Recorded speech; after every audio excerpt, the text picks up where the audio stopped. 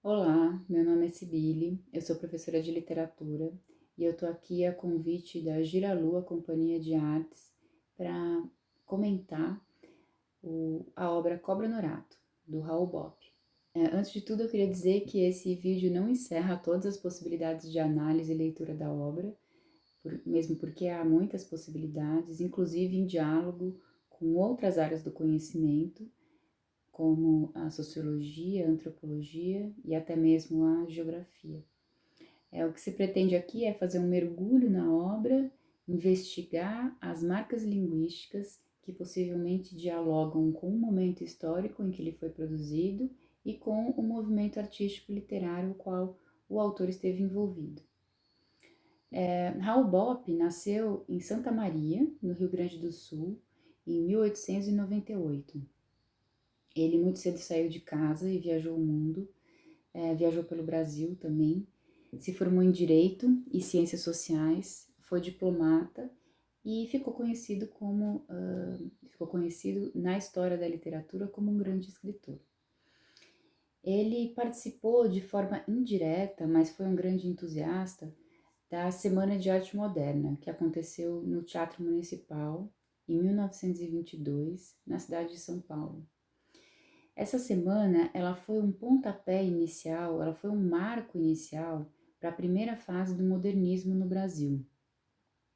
Ela foi idealizada por um conjunto de intelectuais e artistas que pretendiam debater e divulgar uma nova arte, uma nova cultura, e que essa cultura fosse genuinamente brasileira. A ideia dessa semana acontecer, inclusive, em 1922, foi resultado de uma insatisfação que ocorreu entre esses intelectuais diante das comemorações do centenário de independência política e econômica do Brasil, que aconteceu, portanto, em 1822, né? Bom, essa semana, na verdade, não foi uma semana, foram 3 dias de apresentações artísticas de diversas linguagens, e como o pano de fundo da criação dessa semana, da criação e da realização dessa semana, era a ideia de promover uma nova arte e de construir, divulgar uma cultura genuinamente brasileira, existia, portanto, uma, uma, um cruzamento de formação. A formação desses artistas e intelectuais era uma formação cultural erudita vinda da Europa. Porém, existia uma investigação e uma vontade de criação e, e uma influência no processo de criação que era vinda das culturas tradicionais brasileiras, né? Então, diante dessa mistura de influências, produziu-se uma série de obras de diversas linguagens artísticas que ficou caracterizada como primeira fase do modernismo. Em 1928, Oswald de Andrade, que foi um dos idealizadores da semana, junto com Tarsila do Amaral, elaborou um conceito que fazia reviver e que fazia manter viva essa vontade de criação artístico-literária que se iniciou em 1922, na Semana de Arte Moderna. Esse conceito é o conceito de antropofagia. Então, antes de falar sobre a antropofagia, eu vou ler a posição do próprio Raul Bopp a respeito da antropofagia. E aí depois eu comento, falando um pouco mais sobre como o Oswald e a Tarsila também colaboraram e trabalharam com esse conceito. O impulso modernista deu lugar, alguns anos mais tarde, em 1928, a uma subcorrente de ideias na própria cidade de São Paulo. Essa agitação no mundo das letras, surgida com um sentido ferozmente brasileiro, denominou-se antropofagia. E teve 3 fases. Primeiro foi a Revista de Antropofagia, da qual eu era gerente. Depois veio a fase em que se achava que se estava perdendo tempo. Havia muito piadismo nos assuntos brasileiros, e então resolveu-se encarar o movimento com base num princípio sério. Tínhamos uma página no Diário de São Paulo. Pertencíamos à Antropofagia Brasileira de Letras. Na terceira fase, tentamos fazer uma bibliotequinha antropofágica. Procuramos elaborar teses e estudos nesse sentido, além do proclamado congresso que nunca ocorreu. Bom, ele conta aqui então como aconteceu a ideia, como foi o pontapé dessa ideia do movimento antropofágico.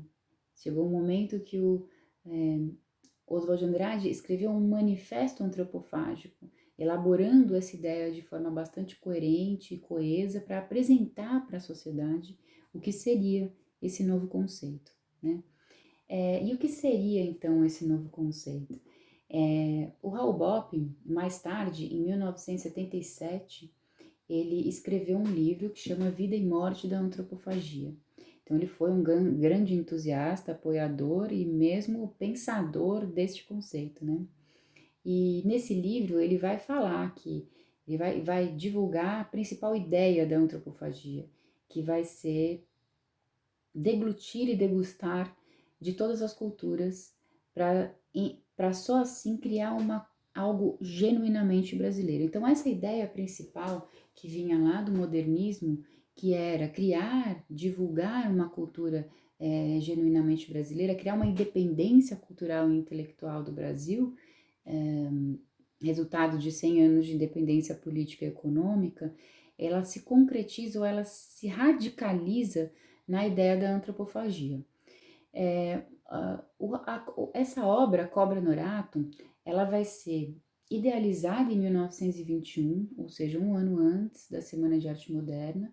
Ela vai ser escrita em 1928 e vai ser publicada em 1931,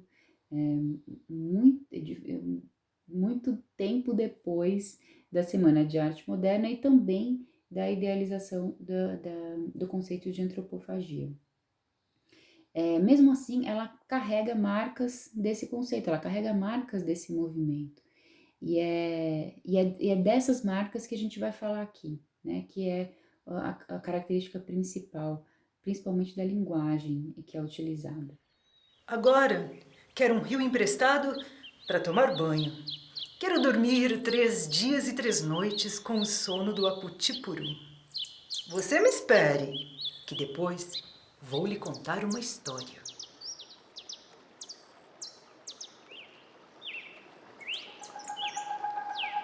O Cobra Norato, ele é uma variação da lenda indígena, muito divulgada na região norte do Brasil, principalmente no Pará, autodenominada Cobra Norato, né? Então, existe a lenda do Cobra Norato.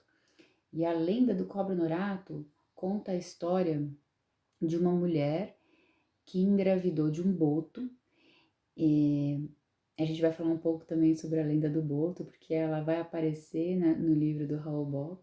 Mas então, a lenda original, né, a lenda que é divulgada na cultura oral, na oralidade brasileira, ela conta a história de uma mulher que engravidou de um boto e ela teve filhos gêmeos, né? E logo jogou esses filhos no rio para viver o seu lado animal desde o início da vida, né?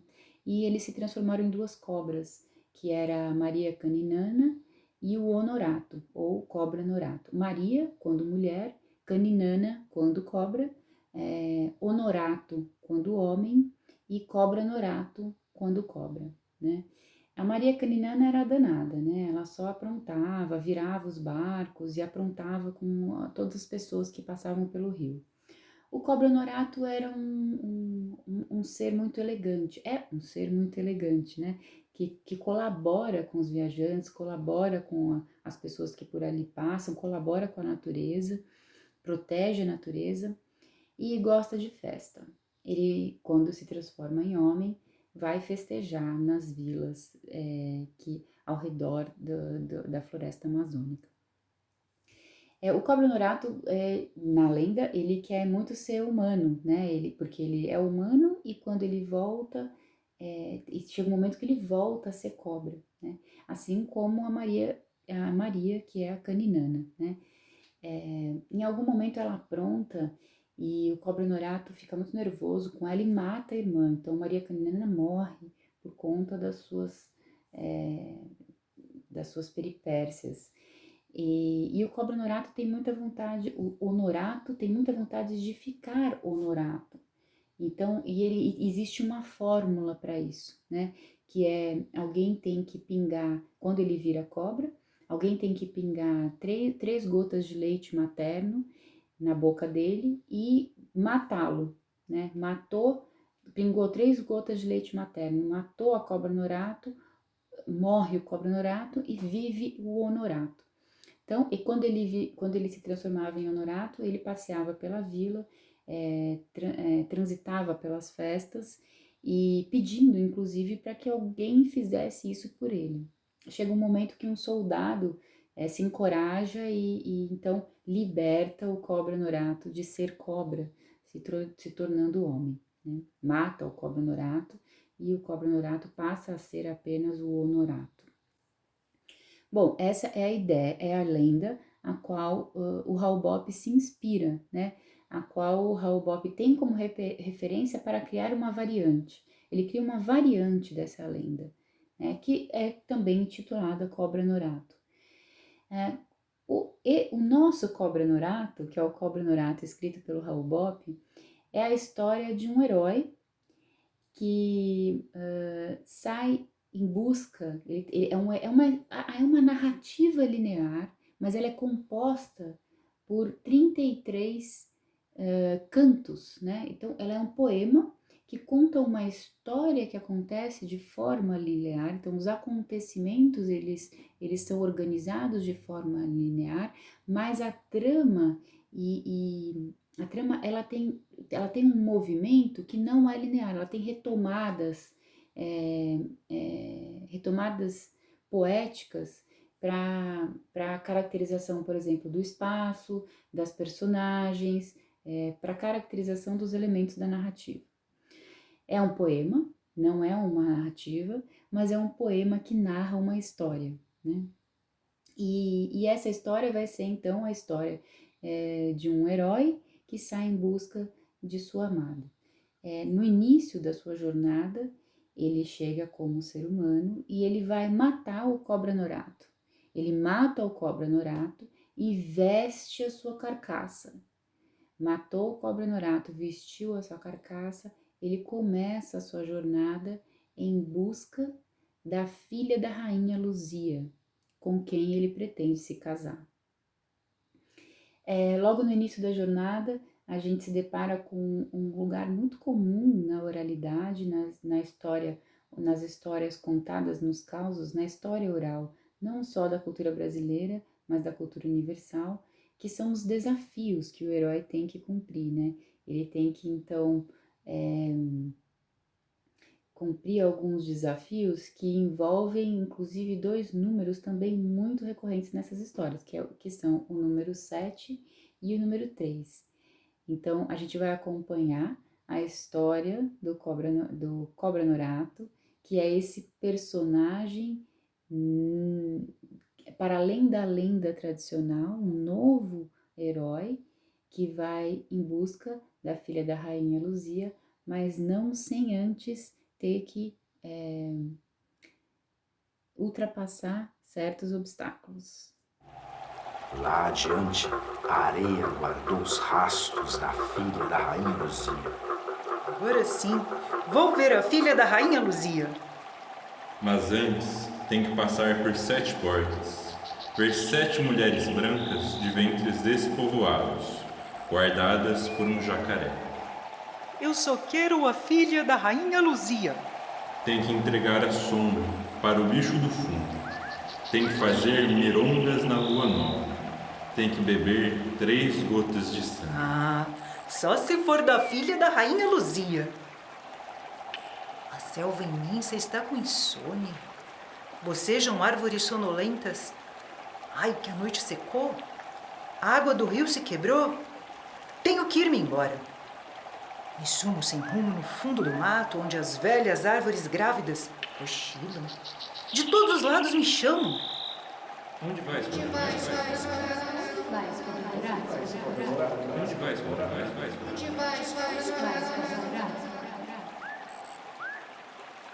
Tenho aqui 3 arvorezinhas jovens à tua espera. Não posso.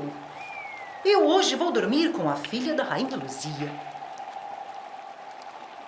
Erva picão me arranhou. Caules gordos brincam de afundar na lama. Galinhos fazem psiu. Deixa eu passar que eu vou para longe. Moitas de tiririca entopem o caminho. Ai, pai do mato, quem me quebrou com mal olhado e virou meu rasto no chão? Ando já com os olhos murchos de tanto procurar a filha da Rainha Luzia. O resto da noite me enrola. A terra agora perde o fundo. Um charco de umbigo mole me engole. Onde irei eu, que já estou com o sangue doendo das mirongas da filha da Rainha Luzia? O Raul Bopp, no seu livro Vida e Morte da Antropofagia, ele vai dizer que para conhecer, para se alcançar uma consciência nacional, é preciso buscar um Brasil profundo, um Brasil ainda desconhecido. E é essa investigação, essa busca que vai acontecer na jornada do Cobra Norato. Aqui a gente vai encontrar na caracterização do espaço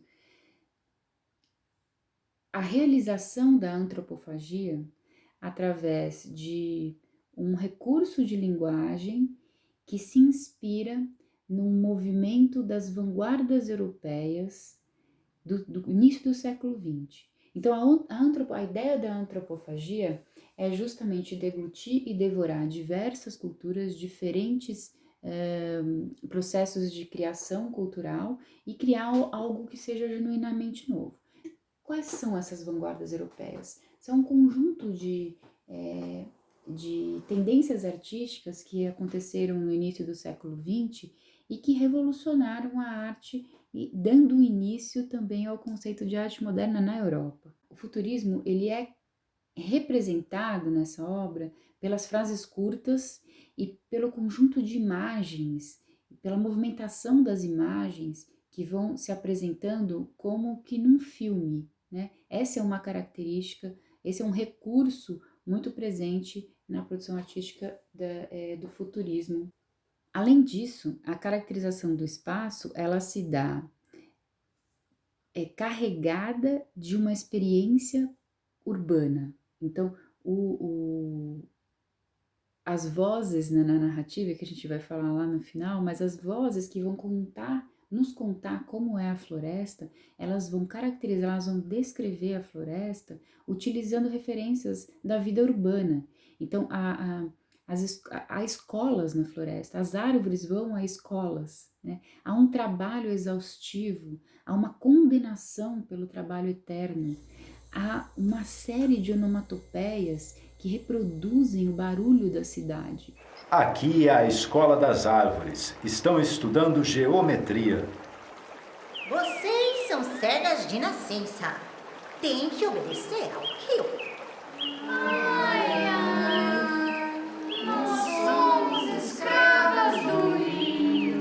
Vocês estão condenadas a trabalhar sempre, sempre. Têm a obrigação de fazer folhas para cobrir a floresta. Reproduzem o movimento da cidade. Em algum momento, o narrador olha para a floresta e ele vê a fabricação de lama, a fabricação de terra. Então, a terra está sendo fabricada naquele movimento que é observado pelo narrador. Ela está sendo fabricada e ela está sendo fabricada em um processo de soldagem e de serragem. Então, existe uma movimentação da produção de elementos da natureza, como se fosse uma produção fabril, e a caracterização dos barulhos muito referente aos barulhos da cidade. Então, como a velocidade, que é bastante característica também dessa transformação, ela também invade o ânimo do poeta, né? O nosso herói, o Cobra Norato, quando ele entra na floresta, ele vai encontrar aqui também, ele vai nos descrever, então ele é um homem da cidade que veste a carcaça do Cobra Norato e ele vai contar pra gente como é essa floresta, nos dizendo também, nos descrevendo essa floresta com uma série de marcas linguísticas que são características das dinâmicas da cidade. Como aqui, por exemplo. Aqui é a Escola das Árvores, estão estudando geometria. Em outro momento, vocês estão condenadas a trabalhar sempre, sempre. Têm a obrigação de fazer folhas para cobrir a floresta. Em outro momento, onde ele vai falar a respeito. Ouvem-se apitos, um bate que bate. Estão soldando, serrando. Parece que fabricam terra. Estão mesmo fabricando terra. Então ele se dá conta é muito interessante, porque ele se dá conta da dinâmica, ele vai observar a dinâmica com um olhar cosmopolita. Então ele é um espaço primitivo e a gente tem consciência disso na descrição e na dinâmica que o personagem vai vivendo em relação ao espaço. A gente tem consciência de que é um espaço primitivo, mas é um olhar cosmopolita, é uma descrição vinda da cidade, né? E essa é uma marca antropofágica, da antropofagia, é uma marca, né?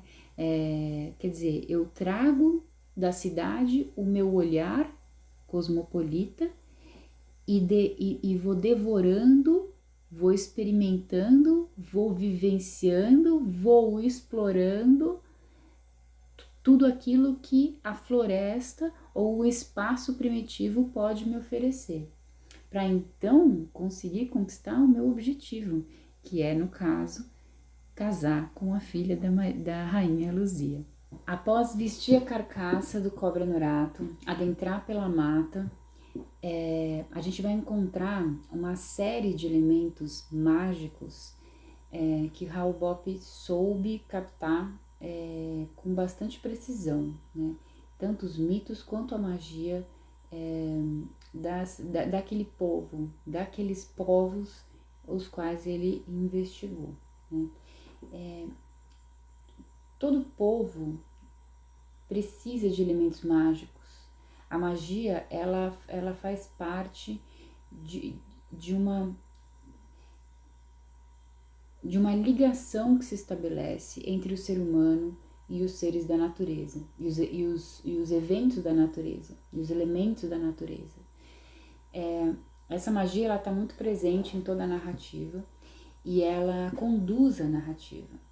Então, assim que o nosso herói começa a adentrar pela mata, né, e a descreve sob o olhar da cidade, ele vai encontrar o seu companheiro de jornada, que é o Tatu Bunda Seca.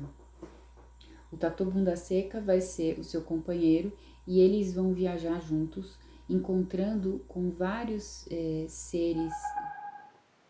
Mar fica longe, compadre? Fica. São 10 léguas de mato e mais 10 léguas. Então vamos. Com vários animais e elementos da natureza extremamente personificados que dialogam e interagem com eles durante toda a jornada. Eles vão encontrar também com vários seres mitológicos das lendas brasileiras, que também vão dialogar e interagir com o nosso herói e o seu companheiro durante toda a jornada. Esse momento do encontro do herói com o Tatu Bunda Seca, ele vai começar a conduzir a narrativa para o seu clímax. O clímax se dá justamente quando eles encontram a Pororoca.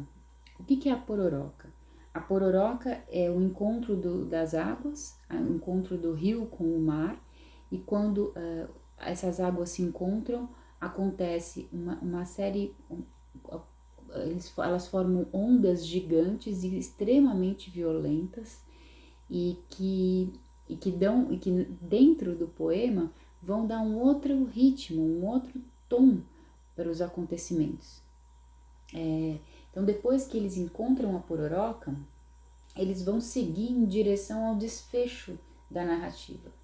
Eles vão parar para comer, e quando eles param para comer, eles escutam a história do boto, o que é bastante interessante, ou seja, depois que eles passam pelo encontro das águas, o encontro do rio com o mar, eles vão se deparar, eles vão se encontrar com uma outra lenda, né? Então, é a história do boto sendo contada para o Cobra Norato. Então, é a lenda, a junção das lendas, é a lenda com a outra lenda, é uma lenda sendo contada para uma outra lenda. Joaninha Vintém, conte um causo. Causo de quê? Qualquer um. Vou contar causo do boto. Putirum, putirum. Amor chovia, chuveriscou. Tava lavando roupa, maninha, quando o boto me pegou. Oi, Joaninha Vintém, boto era feio ou não? Ai, era um moço loiro, maninha, tocador de violão. Me pegou pela cintura. Depois o que aconteceu? Gente, olha a tapioca embolando nos tachos. Mas que boto safado! Então, logo após ultrapassar a junção das águas, eles passam pela junção das lendas. E depois disso eles vão, então, eles resolvem se transformar em seres humanos e vão participar de uma festa. E nessa festa vai acontecer o que acontece nas festas em todas as regiões do Brasil, apesar de ser uma festa bem característica da região amazônica pelo ritmo, pela música, pelo canto, pela menção ao instrumento, pelo léxico, né, pelas palavras utilizadas para falar a respeito dos alimentos e da cachaça. Então eles vão se divertir nessa festa, e em algum momento uma moça vai querer se aproximar do Cobra Norato, agora como ser humano, né? E o Cobra Norato fica firme no seu objetivo, fica firme na sua meta, que é encontrar a filha da Rainha Luzia. Passe a cuité com farinha pra gente. Pimenta pegou fogo na boca. Então desentupa a goela com tiquira, urumutum, urumutum. Olha, compadre, aquela moça está toda dobradinha por você. Já está na hora de ir embora. Esquente o corpo com uma xiribita, que ainda temos que pegar muito chão hoje. Vamos. Compadre, escute uma coisa aqui no ouvido. Joaninha Vintém quer vir junto. Nada disso. É muito tarde. Traga umas ervas de surra cachorro e vamos pegar o corpo que ficou lá fora.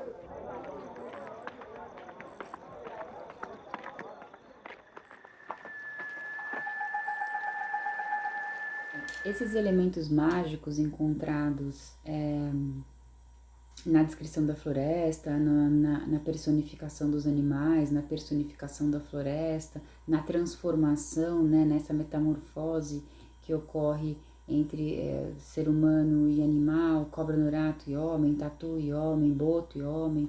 Esses elementos mágicos, eles estão presentes na narrativa em várias dimensões.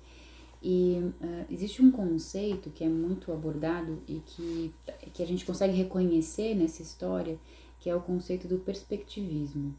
O que é o perspectivismo?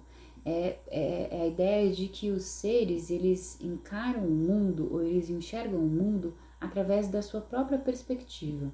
Então, nós, ocidentais, encaramos o mundo através de uma perspectiva de que se eu perco a razão, ou se eu faço algo errado, ou se eu faço algo que seja desumano, eu estou me animalizando. Então, se eu saio de mim, né, eu estou me animalizando. A ideia desse conceito foi elaborada por um antropólogo que faz uma leitura que, na perspectiva indígena, os animais, eles se personificam, ou seja, como quando algo sai do controle, quando há um desequilíbrio na natureza, o animal se personifica. Então, é como se fosse um movimento contrário. A essência é ser persona, é ser humano, e aí eles são animais para conviver em harmonia com a natureza, e quando algo sai do controle, ele se personificam, assim como nós somos essencialmente animais, e quando algo sai do controle, né, nós perdemos, nós somos essencialmente animais, nós vestimos a carapaça da cultura, e quando algo sai do controle, nós nos animalizamos. Isso está presente em vários momentos da obra, inclusive no próprio movimento do ser humano que sai da cidade, veste a carapaça do cobra-norato, ou seja, se animaliza para poder conquistar o seu objetivo, para poder interagir de forma mais harmônica com a floresta, né? Bom, voltando para a história, depois que eles então encontram com a Pororoca, escutam a história do boto, vão para a festa, eles saem da festa e eles vão encontrar uma pajelança, eles vão se deparar com uma pajelança. E nessa pajelança, o pajé, ele vai incorporar uma onça, olha que interessante. O pajé vai incorporar uma onça e a onça vai querer fumar, vai querer dançar, enfim, vai querer, ela vai se humanizar, né? Então, o que sai da ordem, dentro do ritual de magia, o que sai da ordem é um animal se humanizando. Mais adiante, uma pajelança. No escuro, a um canto do rancho, pajé assobia comprido.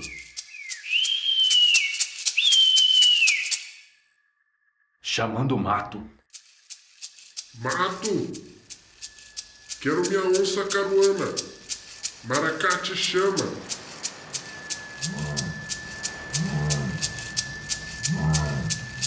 Onça chegou, saltou, entrou no corpo do pajé. Quero tafiar, quero fumar, quero dança de arremedar. Não gosto de fogo. Mestre Paricá chama os doentes de cesão, de inchaço no ventre e espinhela caída. Só quem sabe curar isso é a mãe do lago. Quem entende de inchaço é o urubutinga. Pajé faz uma benzedura de destorcer quebranto. E depois fuma e defuma, fumaça de mucurana, gervão com cipotitica e favas de cumaru. Em seguida, pega uma figa de Angola, risca uma cruz no chão e varre o feitiço do corpo com penas de ema. O último, caruana, pede tafiar, dança de arremedar. Quero mais de ambas. Pare, vamos também experimentar uma fumadinha? Pajé tonteou, se acocorou, foi se sumindo, assobiando baixinho.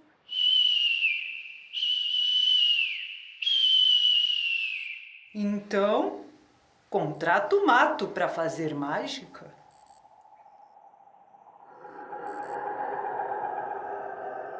De repente eles olham, né? A floresta se avoluma, essa parte é bonita. A floresta se avoluma, movem-se espantalhos monstros, riscando sombras estranhas pelo chão.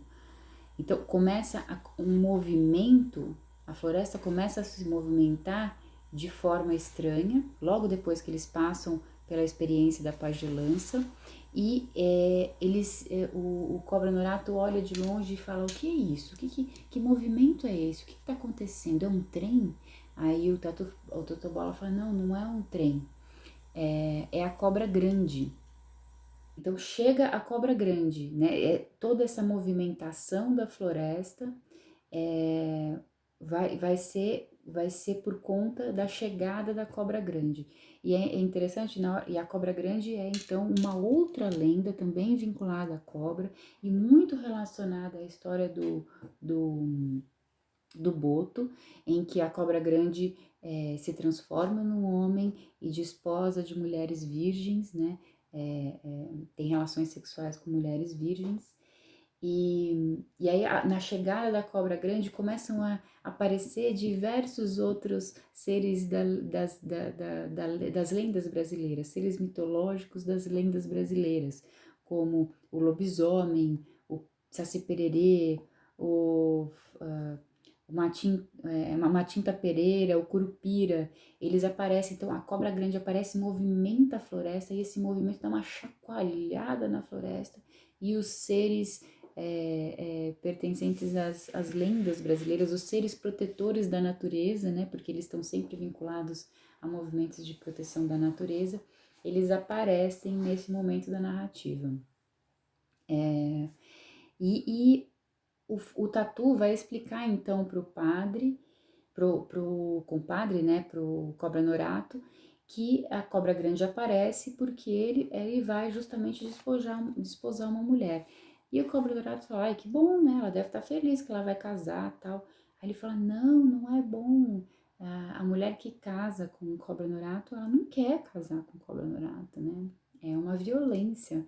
Aí com Cobra Grande, a mulher que casa com o Cobra Grande não quer casar com o Cobra Grande, é uma violência. E aí o Cobra Norato fala, então a gente precisa salvar essa mulher, a gente precisa fazer alguma coisa por ela. Fumaças de uricuri. Atire cinzas para trás para agarrar distância. Já te pego! Quem é a mulher que vai casar com a cobra grande? É a filha da rainha Luzia, né? E então ele encontra a sua amada, ele chega no seu objetivo nesse impulso, é um impulso de bondade, né? Um impulso de salvação, ele quer salvar essa mulher.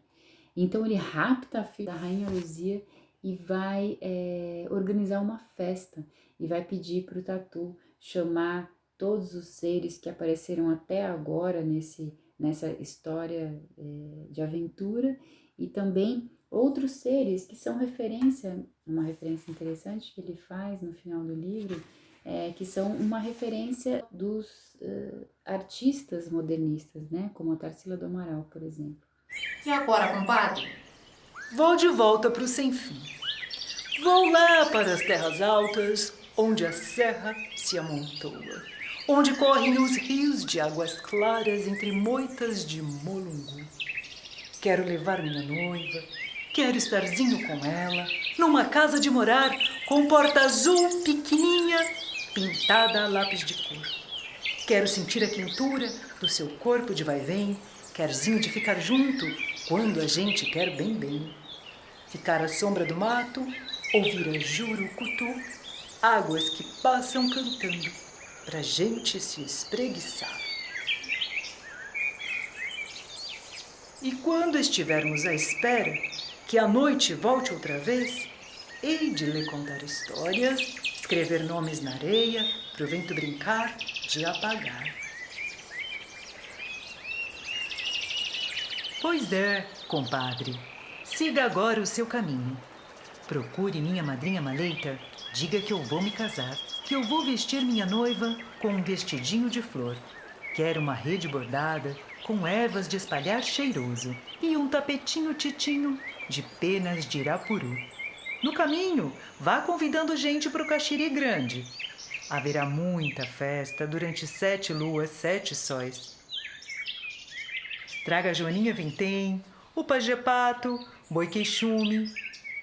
Não se esqueça dos Chicos, Maria Pitanga, o João Ternura, o Augusto Meyer, Tarsila, Tatizinha. Quero o povo de Belém, de Porto Alegre, de São Paulo.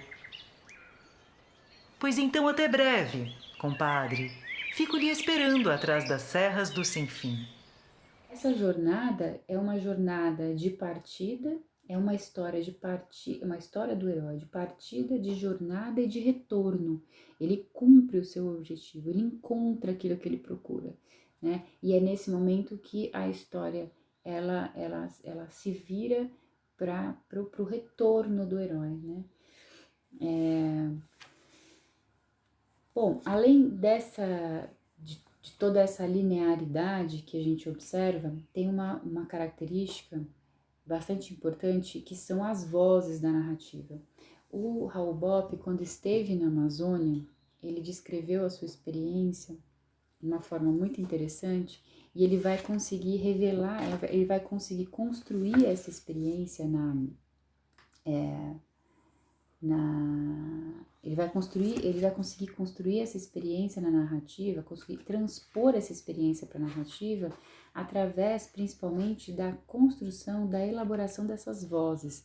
Então, o que ele vai falar sobre a floresta amazônica? Era uma geografia do mal, era uma geografia do mal acabado. As florestas não tinham fim, a terra se repetia, carregada de alaridos anônimos. Eram vozes indecifradas, sempre o mato e a água por toda a parte. Então, essas vozes que ele diz escutar, ele diz que escutou quando percorreu a floresta, elas vão ser reproduzidas nas vozes dos seres, dos elementos da natureza. E todas essas vozes vão conduzindo a narrativa. É o que a gente chama de polifonia. Muitas vezes você não sabe quem é o narrador. O narrador, ele não é necessariamente sempre esse ser humano que vestiu a carcaça da cobra Norato. O narrador é uma conjunção de vozes que vai expressando aquilo que está acontecendo, não só nessa perspectiva linear da narrativa, mas o que está acontecendo, tudo o que está acontecendo na floresta, né? Então, enquanto o herói está em busca da filha da rainha Luzia, as coisas estão acontecendo na floresta, muitas coisas estão acontecendo, e essas outras coisas que estão acontecendo, elas não interferem necessariamente no caminho do herói, nessa linearidade da partida, jornada e retorno do herói. Elas simplesmente estão acontecendo. E são essas as vozes da narrativa, as vozes que vão contando essa história e que tornam essa história não linear, que eu falei lá no começo, que a trama ela retoma, não necessariamente ela é apenas linear, ela retoma de forma poética outros elementos, e essa retomada ela se dá na construção dessas vozes. Então você tem uma história bem definida, mas você tem um aspecto poético, que é a organização dos versos e das estrofes, que vai narrar outros acontecimentos, outras coisas que estão em conjunção com aquela história que é a história do herói, a história do Cobra Norato.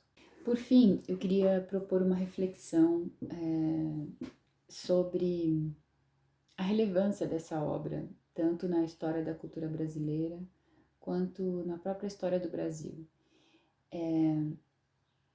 Não é uma obra difícil de ser lida, não é um livro longo. Se você se entrega para essa possibilidade de linguagem, de construção de linguagem, de construção de imagens, se o leitor se entrega para a possibilidade do mágico, da magia, enquanto as coisas acontecem na narrativa, é um livro que te transforma, te leva para uma série de reflexões a respeito desses movimentos que acontecem ao mesmo tempo no mesmo espaço, né? E num espaço tão cheio de vida como é a floresta brasileira, a floresta amazônica especificamente, e as florestas brasileiras, que estão sendo tão maltratadas, né, e tão abandonadas. Então, o quanto de vida no sentido de produção de de vida, né, de produção de vida, mesmo através desse olhar urbano para a floresta, a gente consegue reconhecer que a floresta ela é uma produção contínua de vida, e essa vida ela é parte de uma mesma cosmologia.